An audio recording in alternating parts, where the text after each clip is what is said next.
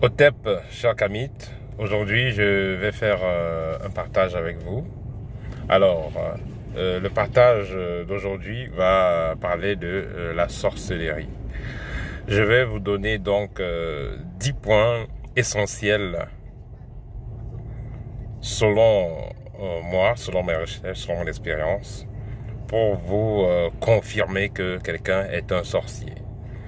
Et j'aimerais vous rappeler, pour ceux qui ne font pas partie de l'école, ou alors pour ceux qui me suivent pour la première fois, qu'entre un sorcier et un initié, entre un sorcier et un ganga, entre un sorcier et un guérisseur et tout ça, la différence n'est qu'au niveau de la finalité des intentions.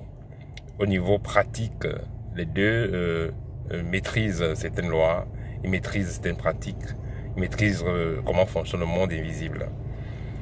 Donc, après avoir suivi ces 10 points, vous saurez avec clarté qui est sorcier dans votre entourage.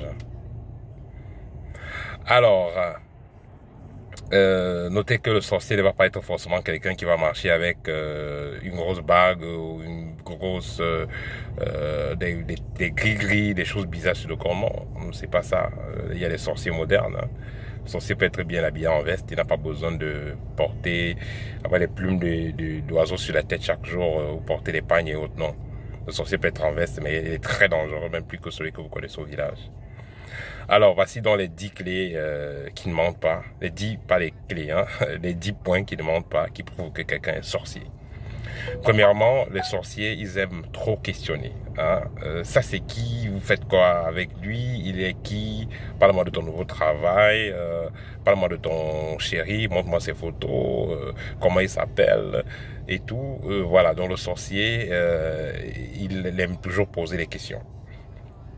Le deuxième point, qui est lié à celui-ci, le sorcier demande souvent, quand vous voulez parler de vos personnes ou de vos proches, il demande le nom et prénom.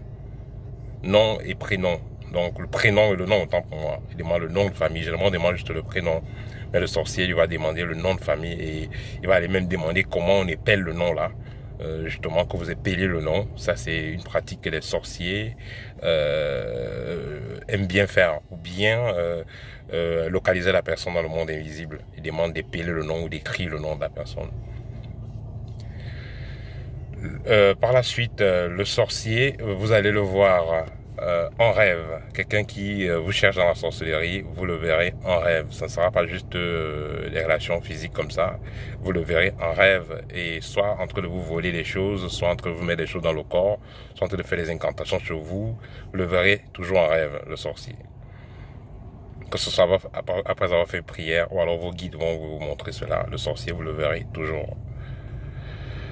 Le point suivant, le sorcier, quand il vous donne son argent, généralement, vous n'allez faire rien avec parce qu'il a pris le temps de faire des incantations pour magnétiser, pour programmer cet argent avant de vous le donner. Pareil avec les cadeaux qu'il va vous donner, vous n'allez pas les utiliser longtemps, que ce soit une chaussure, que ce soit un objet, ça va se perdre ou quelque chose va se passer. Parce que ça n'a pas été donné avec de bonnes intentions. Le sorcier va vous demander aussi des choses bizarres. Par exemple, si un sorcier vient chez vous, il va essayer de dormir sur votre lit, essayer de toucher à n'importe quoi, essayer de toucher à vos vêtements. Bref, il veut laisser son empreinte, il veut laisser son énergie un peu partout pour pouvoir mieux se connecter à votre maison. Le sorcier peut vous demander même d'un appel vidéo, vous demandez, vous montrer sa chambre, votre chambre, vous montrer un peu la maison et tout et tout. Voilà ce que le sorcier, il adore faire. Une fois qu'il a fait ça, il pourra se projeter facilement, astralement chez vous et faire ce qu'il veut de vous. Le sorcier aime également la viande de brousse.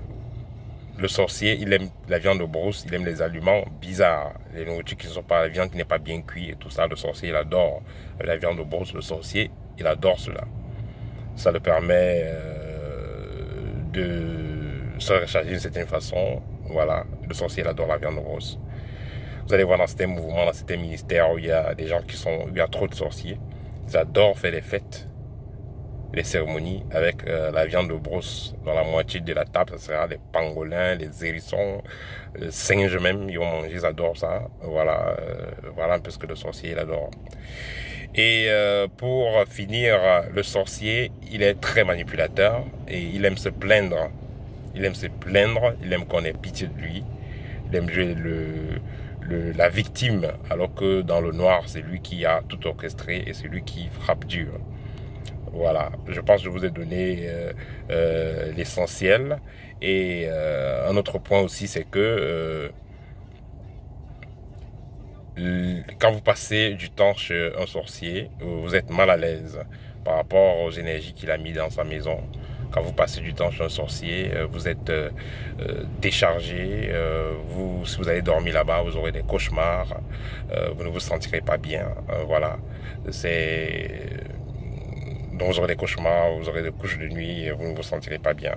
Donc si vous avez un tonton, une tata qui est sorcière, à chaque fois que vous irez chez elle, vous n'allez pas très bien dormir et vous allez ressentir comme une malchance, des énergies bizarres qui vous suivront.